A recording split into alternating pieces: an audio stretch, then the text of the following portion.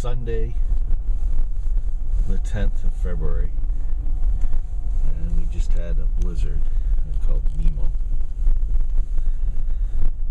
They've lifted the driving ban here in Massachusetts at 4 o'clock on Saturday, but this road actually is my road, but it's not that bad.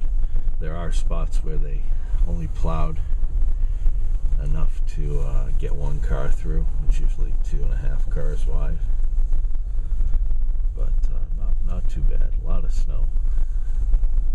We're going to drive up and down to the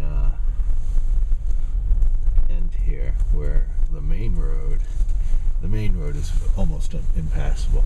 I don't know how they did the neighborhood better than they did the main roads, but they did. The back roads are better than the main, so I don't know.